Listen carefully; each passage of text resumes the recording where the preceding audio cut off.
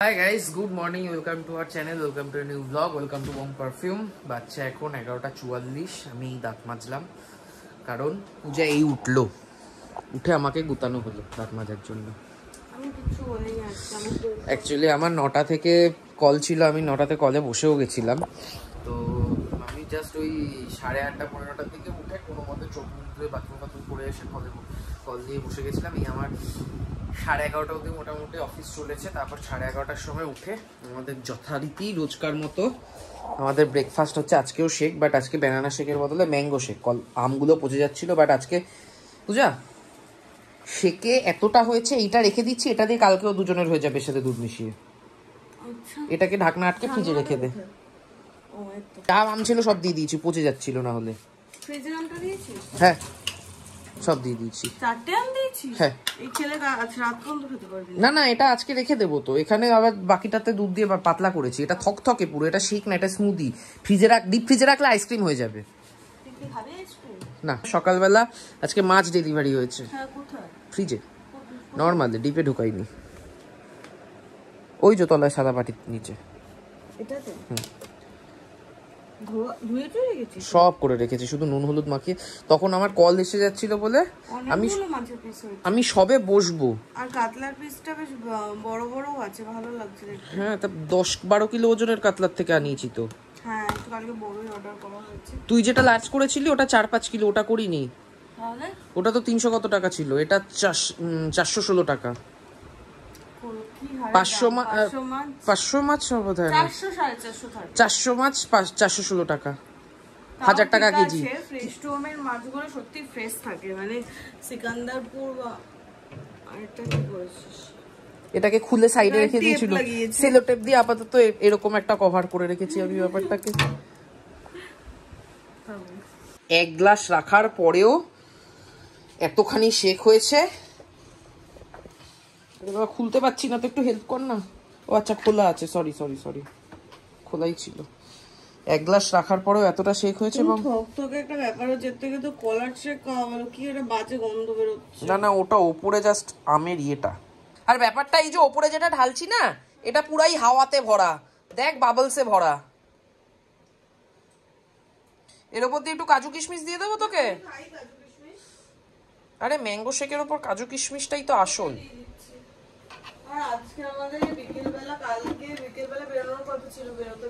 আজকে যেতেই হবে চাল আনতে। আরে কাজু কিশমিশ নেই, ছেড়ে থাক। এর উপরে 4টে কাজু। না লাগবে না। আরে দিস না। এই তো বললি দেয় একটা, এসে তো দোকানে দেয় দুটো। এটা সল্টেড কাজু ছিল পূজা, এটা কিশমিশ না। কি করছিস? একটা কি করছিস? মনের সুখে কিশমিশ দিচ্ছে আর গুনছে। ক্র্যানবেরিও দিয়েছে। এটা এবার দেখতে সুন্দর লাগছে, তোরটা খেয়ে নে। আমি আর কোনো ম্যাঙ্গো শেক খাবো না। কেন? এই আমটার গন্ধটা যেহেতু আগের বছরের, একটা বাজে গন্ধ। গ্রিন ম্যাঙ্গো না। এখন 12টা বাজতে 5। পূজা এখন শেকটা খেলো। মোটামুটি 2-3 ঘন্টার জন্য তো নিশ্চিন্ত। আমার আরেকটা কল আছে, সেটা সেরে নিয়ে 12টা থেকে ওই 12:30 1টার মধ্যে শেষ হয়ে যাবে। 12:30 থেকে 1টার মধ্যে শেষ হবে। তারপর আমি মাছটা বানাবো। কি দিয়ে? আলু ফুলকপি। আমফু মাছের ঝোল ভাত তো? আর কিছু করিস না? আমি কি বলতো, শাকটা আছে, কাকড়ি আছে, সোয়াবিন আছে। মাছ করলেই হয়ে যাবে। ঠিক আছে, মাছ আর ভাত। 1:20 বাজে আর মোটামুটি আমার এই শেষ হলো কল টল। তো এবারে আমি যেটা করব সেটা হচ্ছে, আমি মাছের ঝোলটা আর ভাতটা রান্না করে ফেলবো। বহুদিন বাদে এরকম পাকা কাতলা এই গুড়গাঁওতে বসে খাওয়া হচ্ছে। তো আমি আজকে ভাবছি যে আলু ফুলকপি দিয়ে তো করার কথা ছিল, কিন্তু আমার সামহাও গিয়ে আজকে ওই মাছটাকে আলু ফুলকপি দিয়ে করতে ইচ্ছা করছে না। মাছটা যে পরিমাণ দই লাগতো, এটা দই কাতলা বা ওই জাতীয় কোনো কিছু করলে বেশি, আমার মনে হয় বেশি ভালো লাগতো। তো ভাবছি সেরকম ভাবে জিজ্ঞেসই করে নিই একবার। পূজা আলু ফুলকপি দিয়ে খাবি না দই কাতলা খাবি? না, ফুলকপিটা করে ফেলবো। কি করবো তাহলে? দই কাতলা? ঠিক আছে, কপিস করবো। 4 পিস করে ফেলো। ঠিক আছে, তো আপনাদের ওখান থেকে 4 পিস মাছ আমি দই কাতলা করে ফেলি, আর বাকিটা ডিপ ফ্রিজে ঢুকিয়ে দিচ্ছি। এই হচ্ছে সেই মাছের কোয়ালিটি, বেশ ভালো মাছটা। 3 পিস পেটিটা নেব না, এটা নিয়ে নিই, আর এই 3 পিস রাখা থাক। এখানে মাছটা ধুয়ে হালকা করে নুন হলুদ মাখিয়ে রাখলাম, বাট হলুদটা একটু আমার মনে হচ্ছে বেশিই পড়েছে। মানে যদি নর্মাল ঝোল করতাম তাহলে সেই হিসাবে বেশি না, বাট যতদূর আমার মনে পড়ছে আমি যা দেখেছিলাম লাস্ট টাইম ওই দই কাতলার রেসিপি, তাতে হলুদ খুব বেশি পড়ে না, তার কারণ সাদা সাদা হয় গ্রেভিটা। তো যাই হোক, আমার যথারীতি দই কাতলার রেসিপি আমি ভুলে গেছি কিভাবে করে। তো এখন আপাতত ইউটিউব চালিয়ে ইউটিউব থেকে দেখে নেবো কীভাবে দই কাতলা বানায়, বা দেখে তারপর ততক্ষণে মাছটা ওখানে নুন হলুদটা বসে যাক, আর এটা দেখে নিয়ে তারপর সেই অনুযায়ী বানিয়ে ফেলবো। সেই কারণে আপাতত এখানে ইউটিউব থেকে দেখে নেব। এইখানে একটা রেসিপি রয়েছে, এই রেসিপিটা কীরকম হলদে হলদে, তার নিচেরটা একেবারে লালচে লাল, এই রেসিপিটা আমার মনে হয় ঠিকঠাক এই টাইপের কালার চাই আমার, এরকম সাদাটে এইসব কোনো একটা রেসিপি মোটামুটি মধ্যে কথা দেখে নেব এখন আপাতত।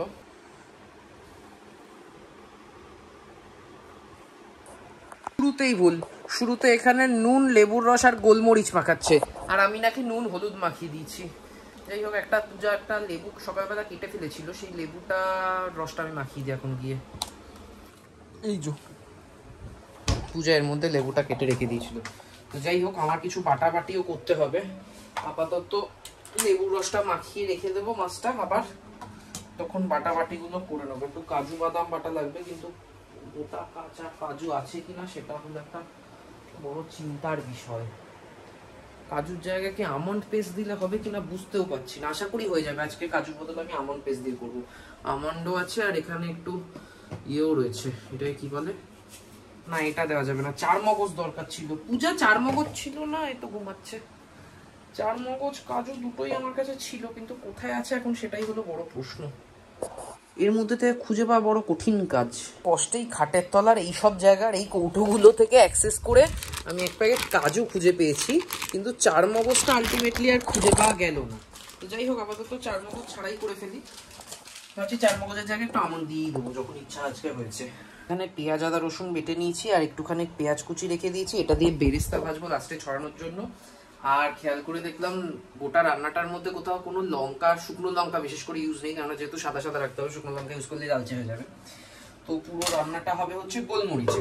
1 নম্বর কথা গোলমরিচে, আর 2 নম্বর কথা হচ্ছে সাদা তেলে। তো এখানে সাদা তেলে আগের দিন কিছু একটা ভাজা হয়েছিল, সেটাতে এই তেলটাতেই আমি ইউজ করে নেবো। আর বাকি কিছু রইল কিনা আমার এখন মাথায় আসছে না এই মুহূর্তে।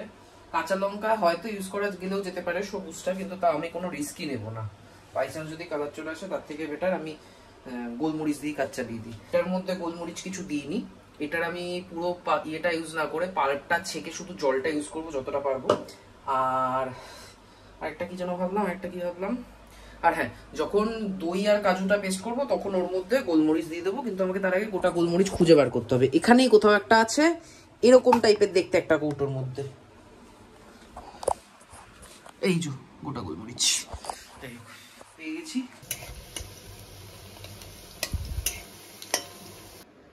এখানে রান্না বান্না তো করছি, তার মধ্যে হয়ে গেল লোডশেডিং। এই লাইটও বন্ধ, ওই লাইটও বন্ধ, শুধু এই একটা লাইট জ্বলছে। যাই হোক, তার মধ্যে কোন ভেজে তুলে নিয়েছি, আর এখানে তেল গরম হয়ে গেছে।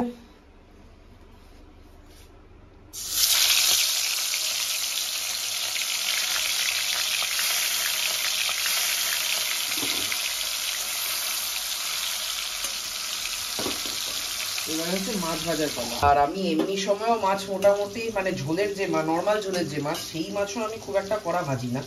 তো এটা এমনিতেই নুন হলুদ মাখানো, অথচ এটা সাদা থাকার কথা। তো এটাকে জাস্ট সামান্য একটু হালকা সাঁতলেই আমাকে তুলে নিতে হবে। লেগে গেল নাকি? না, লাগেনি। গোটা গরম মশলা, ছোট্ট একটা তেজপাতা, আর তার থেকেও ছোট একটা শুকনো লঙ্কা ফোড়ন দিয়ে দিলাম। এবার এর মধ্যে এই পেস্টের থেকে জলটা দিতে হবে, এটা খুব কষ্টকর কাজ। জয় মা। দেখি ফোড়নটা মোটামুটি সুন্দর গন্ধ তো ছেড়ে দিয়েছে। এবার এর মধ্যে দিয়ে দেবো ওই জলটা।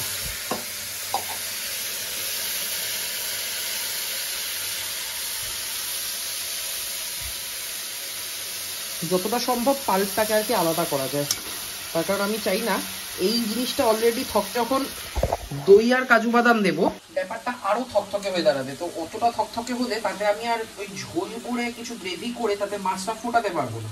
তো সেই জন্য আমি এটা পুরোটা না দিয়ে জাস্ট পাল্পটা দেওয়ার চেষ্টা করলাম। আর মাছটা একটু লাগেনি, আর না লাগার কথাও না, তার কারণ হচ্ছে মাছটাতে প্রচুর তেল ছিল। মানে যে পরিমাণ বহুদিন পরে হলো যে কাতলা মাছ থেকে এরকম আর বলের মতো ছিটছে, ছিটার চোটে আমাকে যার জন্য অ্যাপ্রন করে নিতে হয়েছে, কারণ অলরেডি জামায় কয়েকটা জায়গায় এরকম ছিটে ছিটে তেল লাগতে শুরু করেছিল। জামাটাকে বাঁচাতে হবে 1 নম্বর। আর এই জামা পরার এই ব্যাপারটা শুরু হয়েছে আমাদের এখন নতুন স্কুলের মতো নিয়ম হয়েছে যে সবসময় ফর্মাল ইউনিফর্মে থাকতেই হবে, এবং সমস্ত কল ভিডিও কল হয় আমাদের, যার জন্য আমাকে এই ওয়ার্ক ফ্রম হোমের দিনগুলোতেও একটা ফর্মাল শার্ট পরেই থাকতে হয়, ফর্মাল শার্ট নিচে হাফ প্যান্ট। আর এই যে ঘরটা ধোয়া দেওয়া হয়ে গেছে, কিন্তু আমি এখন দরজা খুলতেও পারছি না। দুটোর দিকে দরজাটা খুলে দিলে সাধারণত চলে যায় ধোয়াটা, কিন্তু সেটা করতে পারছি না, তার কারণে এখানে ঘুমাচ্ছে আর ফ্যানটাও বন্ধ করতে পারছি না। পুরো ঘরে ধোয়াটা টেনে নিয়েছে, একটু বাদেই চোখ জ্বলবে উঠে যাবে বোধহয়। এখানে যতক্ষণ এই পেঁয়াজ আদা রসুনের কাঁচা গন্ধটা যাচ্ছে ততক্ষণে আমি এইখানে এই কটা কাজু বাদাম আর 2টো আমন্ড দিয়ে সাথে দই দিয়ে একটা পেস্ট বানিয়ে নেব। এইখানে এই জিনিসটা মোটামুটি মনে হচ্ছে কুক হয়ে গেছে, তার কারণ ওপর দিয়ে সাইড দিয়ে তেল ছেড়ে দিয়েছে। তো এবার আমি এর মধ্যে এটাও দিয়ে দেবো, এটাতে একটু জল অ্যাড করেই আমি করেছি, আর এটাকেও আমি ছেঁকেই দেবো। তার কারণ হচ্ছে যদি কাজু বাদাম বা আমন্ডের যদি কোনো টুকরো কুক না হয়ে, এই কুক বলছি পেস্ট যদি প্রপারলি না হয়ে থাকে, সেই দানাগুলো যাতে মুখে না পড়ে। আর এই দই দিয়ে কখনো কিছু করতে গেলে অনেক সময় কি হয়, হিটের মধ্যে যখনই দেওয়া হয় কড়াইতে, তখন দইটা অনেক সময় ছানা কাটার মতো ইয়ে হয়ে যায়। তো সেই জিনিসটাই সাথে কিছু কাজু বাদাম বা কোনো একটা মানে এই যেটা থকথকে করে এরকম কোনো পেস্ট, মানে সেটা কাজু বাদাম বা আমন্ড হতে হবে তার কোনো মানে নেই। যদি ইয়েও দিয়ে দেওয়া যায়, একটুখানি 1 চিমটা ময়দাও মিশিয়ে দেওয়া যায়, তাহলেও ব্যাপারটা হয় না। বাট ময়দা বা কর্নফ্লাওয়ার এগুলোতে প্রচুর পরিমাণে স্টার্চ থাকে, তো ঝোলটাকে থকথকে করে দিতে পারে, সেই জন্য বাদামে যাওয়াটাই সেফ। দিয়ে এবার মেশাও। আর ওই যে মাছে আমি হলুদটা মিশিয়েছিলাম ভুল করে, অল্প মিশিয়েছিলাম, বাট ওই যে সামান্য লেগে গেছে, যার জন্য জিনিসটা সাদা হতে চেয়েও হলো না, হালকা হলদেটে টিন চলেই এসছে। এটাতে কিছু করার নেই। এখানে এই একা রান্না করতে গেলে আমি সাধারণত কিছু না কিছু তেলও গটিয়ে থাকি, তো আজকেও 2টো তেলও গটিয়েছি। এক হচ্ছে আমি গোলমরিচটা দিতে ভুলে গেছি বাটার সময়, দইটা ভেবেছিলাম দইয়ের সাথে গোলমরিচটা পেস্ট করে নেবো, কাজে গোলমরিচটা বাটা হয়নি, গোলমরিচের আপাতত গুঁড়ো দিয়ে কাজ চালাতে হবে।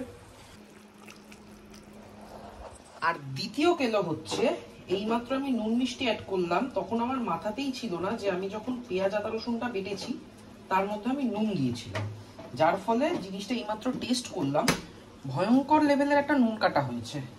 যাই হোক, আমি এটা তো আলুও দেয় না যে আলুতে টানবে, অথচ মাছেও নুন মাখানো আছে, কি করে কি হবে আমি জানি না, বাট একটু মিষ্টি বেশি করে দিয়ে রেখেছি, আশা করি ভাতে মেখে খেয়ে নেওয়া যাবে। দইয়ের ওই ব্যাপারটা গ্রেভিটা কষে যাওয়ার পর এর মধ্যে জল দিয়ে দিয়েছিলাম, এবার জলটা ফুটে গেছে, এর মধ্যে মাছগুলো ছেড়ে দেবো, কিন্তু মাছগুলো না মনে হচ্ছে ভেঙে যাচ্ছে। এই মাছটাও পচা না হলেও খুব একটা ফ্রেশ না, বহুদিন বরফে ছিল। এটা ভাজতে গিয়ে তো তেলটা ছেড়েই গেছে, বোঝাই যাচ্ছে বরফে ছিল। পূজা যে বলছিল অনেক রকমের চাল আছে, তো সেখান থেকে আমি এই 2টো চাল বের করেছি, এটা একটু বেশি ছোট আর এটা তার থেকে একটু বড়। তো এই 2টো চাল মিশিয়ে আজকে ভাত হবে। আজকে ভাতকে ভাত না বলে মিক্সড রাইস বলা ভালো। ভেবে তো ছিলাম 2 রকমের চাল মেশাবো, কিন্তু এই শুধু ছোট চালটা নিয়ে পরিমাণ যতটা লাগছে তাতে মনে হয় 2টো চাল মেশালে বাড়াবাড়ি রকমের বেশি হয়ে যাবে। তো আমি আপাতত শুধু আজকে এটারই ভাত করবো, তার কারণ রাত্রিবেলা আজকে ইডলি খাওয়া হবে, ভাত তো খাওয়া হবে না। আর সাথে আমি এখানেও জল না একদম গঙ্গা যমুনা বুঝিয়ে দিয়েছিলাম, তো আপাতত সেই জন্য আমি মাছ দেওয়ার পর আর ঢাকা দিইনি, খোলা রেখেছি একটু জলটা শুকো। তো এখানে আমাদের দই কাতলা মোটামুটি ডান। সেই যে মাছে হলুদ দিয়েছিলাম তার ফল সাদার জায়গায় হলুদ রঙের হয়েছে। আর যে মাছটা বলছিলাম ভেঙে যাবে মনে হচ্ছে, সেই মাছটা সত্যি সত্যি একটা টুকরো ভেঙেও গেছে। আমি এইমাত্র নাড়তে গিয়ে চোখে পড়েছে কোথায় যেন রয়েছে ওটা। যাই হোক, এই যে এখানেও একটা মাছের কাঁটা ছেড়ে এসছে। এটা নামানোর আগে এটার মধ্যে একটু ঘি আর একটুখানি গরম মশলা ছড়িয়ে নামিয়ে নেব। এই হচ্ছে সানরাইজ শাহি গরম মশলা। আমি কোনো পেট প্রমোশন করছি না, বাট এখানকার গরম মশলাগুলো আমার খেতে মোটেও ভালো লাগে না। আমি যার জন্য কলকাতা থেকে এই সানরাইজ শাহি গরম মশলা কলকাতা গেলে নিয়ে আসি 1 প্যাকেট করে। প্রতিদিন লাইটার নিয়ে স্ট্রাগল করতে হয় আমাকে।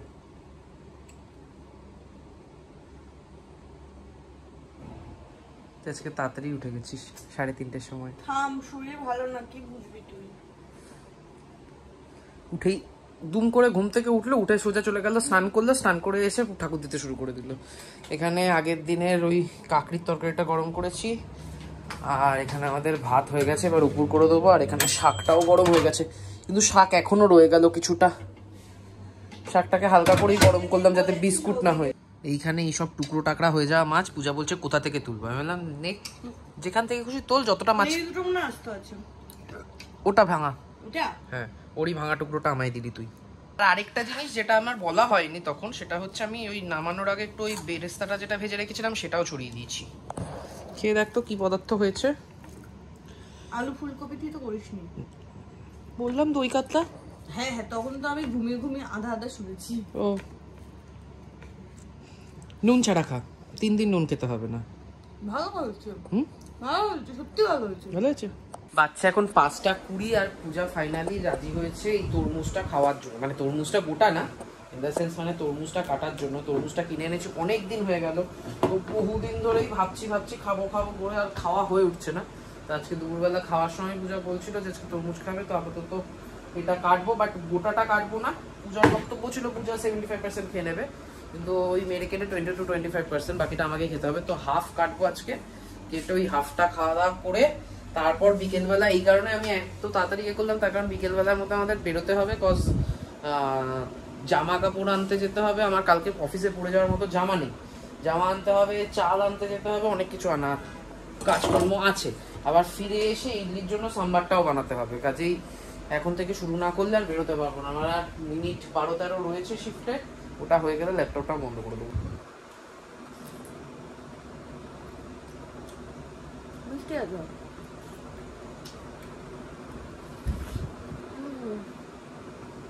বাট আমি তরমুজ প্রেফার করি কেটে একটু ফ্রিজে রেখে দেবো। বাজে হচ্ছে 6টা, বেরোচ্ছি এখন, যাবো হচ্ছে সৌদি। সবার আগে গিয়ে চালটা কিনবো, তারপরে যেগুলো টুকিটাকি আছে সেগুলো কিনবো। এখন সিঁড়ি দিয়ে নামাটা না আমার জন্য লিটারেলি পুরো আতঙ্কের হয়ে গেছে। মানে সৌভিক ওপরে বেরোচ্ছে, মানে আস্তে আস্তে ধরে ধরে নেমে এসেছি বাবা, ভীষণ টেনশন হচ্ছে। মানে তবে থেকে সিঁড়ি দিয়ে নামাটা মোটামুটি 7-8 দিন আগে কাপড় দিই, 8 দিন পরে গিয়ে কাপড় নিই। এমন একটা ভাব দেখায়, কাকাকে গিয়ে বলি কাকা এমার্জেন্সি করে রাখো, নিতে যাই আমরা 10-12 দিন তাও পরে যাই আমরা। হ্যাঁ, আর কাকাও বুঝে গেছে এখন। এখানে একটা ব্যাগ আর এইখানে একটা ব্যাগ, এই দুটো ব্যাগ নিয়ে এখন আমরা ঘুরে বেড়াবো। হ্যাঁ, এই মেন এটাই কারণ, অফিসে যাওয়ার জন্য আজকে এসেছে। এই কাপটা সুন্দর দেখতে না, ভালো লাগছে না? দূর থেকে ভালো লাগছিল না, অ্যাট্রাক্ট করার মতো ছিল। দূর থেকেই ভালো লাগে, সব জিনিস কাছে গেলে ভালো লাগে, বিয়ের পর লোকের জন্য। চাল কোথায় আছে ভুলে গেছিস না? মনে আছে 3 কেজি নিয়ে নিয়েছি, চলে যাবে। আর আমি চলে গেলেও তোর হয়ে যাবে। ভেড় বাকরি না, বাঘ বাকরি। বাঘ বাকরি তো একসাথে থাকতে পারে না, বাঘ বাকরিকে খেয়ে নেবে, ভেড় বাকরি। এই যে শুধু আমরা চাল কিনতে এসেছি। সৌভিকের নামাক পাড়ে থেকে শুরু করে কফি থেকে চা থেকে সব নেওয়া হয়েছে। থেকে তো কেনাকাটা হয়ে গেছে, একটু তাড়াতাড়ি হয়ে গেছে। তো এখন ভাবলাম যে যদি বেরিয়েইছি একবার সিকান্দারপুরে যাই, কারণ আশা থেকে একবারও যাইনি। তো দেশি আশা থেকে সিকান্দারপুর যাইনি, মাটনটা কোথেকে আনলাম লাইনে থেকে, রাইট। তো তাই জন্য একবার সিকান্দারপুর যাবো, মাংস কিনবো, কিনে বাড়িতে এসে তারপর সাম্বার রান্না করবো, কারণ রাতে আজকে ডিনারে আমরা ইডলি সাম্বার করবো। এইখানে আমার গায়ের ওপরে এত কিছু এসে জমেছে যে আমি নামার অবস্থায় নেই, এটা আমি নিচ্ছি। বড় কথা হলো পূজার নেট একটা সময় দরকারের সময় কাজ করে না, না কোনো সময় কাজ করে না। এদের ছেড়ে রেখেছে কেন, উড়ে এলে কি হবে? 2 কিলো 400। और ये सफेद वाला का कितना होगा? ওইখান থেকে সবিক চিকেন নিচ্ছে, আর আমি এখানে চলে এসেছি রাতে সাম্বারের জন্য সবজিপত্র নিতে। আমি সবিকে নিয়ে এসেছি কারণ আমি সবজি কেনার ব্যাপারে একদমই অজ্ঞ। এখানে যদি নিমকি পাওয়া যায়, আর ও যদি এখান থেকে নিমকি কেনে, আমাকে কলকাতা থেকে নিমকি বইবো। এক প্যাকেটের দাম 125 টাকা রে, কলকাতায় 30 টাকার প্যাকেট। এটা হটডগ খাওয়ার জন্য কেনা হয়েছে, জানি না হটডগ খাওয়া হয়েছে না। এটা তো বাটার বান, কালকে আমরা খেলাম আইডিয়া মলে, তো ওখানে ভালো লেগেছে বাটার বান। ওখানে ওটা বাটার বান, ওটা বানানোই হয় ওভাবে, বাট এটাকে বাটার দিয়ে ওরকম করার চেষ্টা করি। এটা তো বার্গার বান। আরে বাবা বান তো আমি দেখছি ওটাকে কি করা যায়, ওভাবে বাটার দিয়ে একটু মিষ্টি মিষ্টি করে খাবো। আমাকে অত্যাধিক খাটানোর জন্য আমাকে এবার পাতা কিনে দেওয়া হয়েছে। আর এটা ভালো ডেভিড অফের কফি। এই কফি আর আমি দুটো জিনিস অর্ডার করছি, জল 5 লিটারের জলের বোতল। না আমাদের এখানে 3 দিন ধরে জল নেই, খাওয়ার জল ওপরে আরো খারাপ হয়ে গেছে, 3 দিন ধরে জল নেই। আমি দুটো 5 লিটারের ড্রাম অর্ডার করছি আর কারি পাতা। উঠলো বাই তো মানুষের কটক যায়। এখন বাটার বান বানাবে তো চিনি দিয়েছি, চিনি অল্প দিয়েছি একটুখানি, জাস্ট ওটা ক্যারামেলাইজ করছি। এই যে আমাদের সৌভিকের পাশের বাড়িতে পাওয়া যায় কারি পাতা, সৌভিক গাছ থেকে ছিঁড়ে আনে, আর গুড়গাঁওতে আমাদের কারি পাতা কিনে আনতে হয় 30 টাকার কারি পাতা। আগের দিন আমরা বাটার বান খেয়েছি, তো সৌভিক ভাবলো বাটার বানটা একঘেয়েই হয়ে যাবে, আগের দিনও খেয়েছি আজকেও খেয়েছি খাবো, তাই জন্য ওটাকে আজকে বার্ন বানিয়েছে। বার্ন হ্যাঁ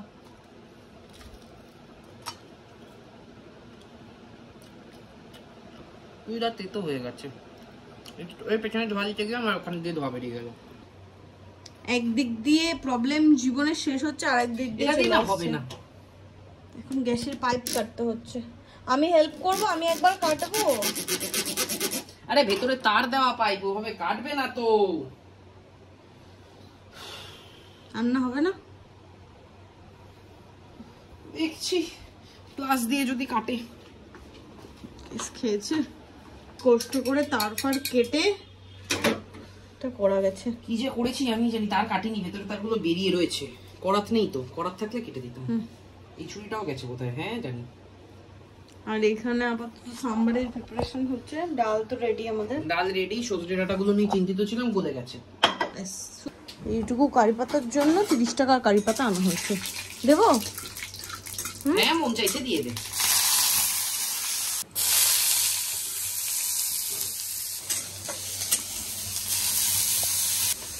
সরে যা।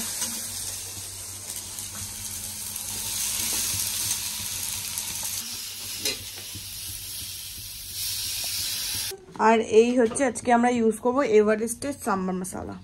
না সাম্বার মশলা পয়সা পাইনি, একমাত্র সানরাইজ শাহী গরম মশলাকে আমি বিনা পয়সা প্রমোট করব। ব্যাস এখানে একটু হলুদ দিয়েছে সবই, আর দিয়ে দিবি আমাকে তেঁতুল ফ্রিজ থেকে। এত জায়গা না আমাদের ঘরে, আস্তে আস্তে নাম লটকাস না আবার। মাঝামাঝি চলছে।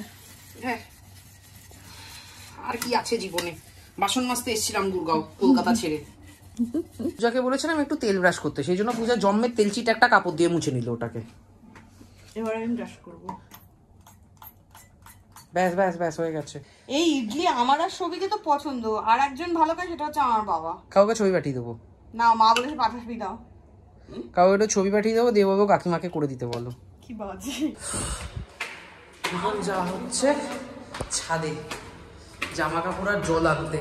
জল যে বলেছিলাম, হ্যাঁ আমি একটু পেছনে আছি তো, আজকে বলবি না। আর আমি যে তখন বলছিলাম যে জলের ওইটা খারাপ হয়ে গেছে, তো ফোন করেছিলাম, বলতো না আজকে এসে ঠিক করে দিয়ে গেছে। আজকে ফাইনালি 3 দিন পরে আমরা জল পাবো। আচ্ছা ভরা, এই যে ভরে রাখা। আর এইখানে ভর্তি আমাদের জামা কাপড় মেলা। থেকে এসেছি, এখন আমার জামা কাপড় ভাঁজ করবো, আমি ওর জামা কাপড়। এরকম ছোট ছোট করে কেন ভাঁজ করছিস? না ঠিক আছে ঠিক আছে, পারফেক্ট পারফেক্ট। বাপরে বাপ, না না ঠিক আছে সবই পারফেক্ট। আরে না সুন্দর করে ভাঁজ কর, ছোট ছোট করে করছিলাম ভদ্রলোকের মতো পোশাক।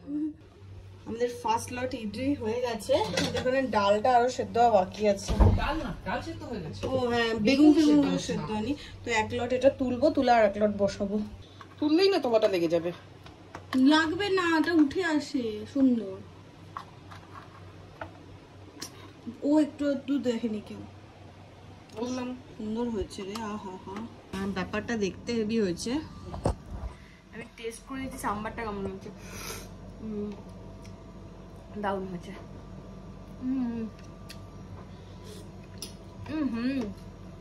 শোনা ছিল কি হয়েছে, ভালো হয়নি কেন?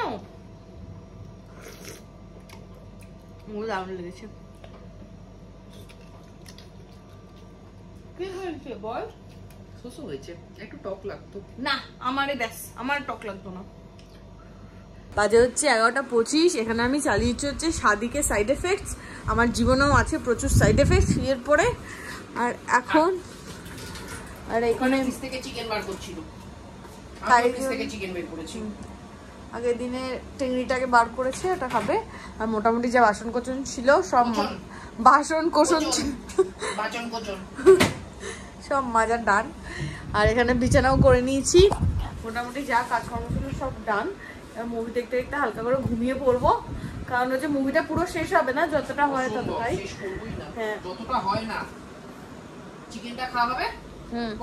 ওটাতে কি আছে ঢোকাচ্ছিস? লেবু। আচ্ছা ঠিক আছে। তো লেবু আমার লাগবে। তো আজকের ব্লগটা এখানেই এন্ড করলাম। তোমাদের কেমন লাগলো? ব্যাস, এই সার্কাস রোজ দেখায়, রোজ কিছু না কিছু যাচ্ছে। তো আবার বলবে তোকে আমার দরকার নেই, আমি একাই সব করে নেব। হ্যাঁ করে করেই যে তো আমি তুলে নিতাম, কি আছে? কোনো কাজ না থাকলে আমি এত লেবু আনতামই না, এভাবে রাখতামই না। এই ব্লগটা এখানেই এন্ড করলাম। তোমাদের কেমন লাগলো সেটা কমেন্ট করে জানাও। যদি কিছু ভালো লাগে লাইক করো, শেয়ার করো, ডু সাবস্ক্রাইব আওয়ার চ্যানেল বংতো অফ ইউ। দেখা হবে কালকে নতুন ব্লগে। Till then tata, good night.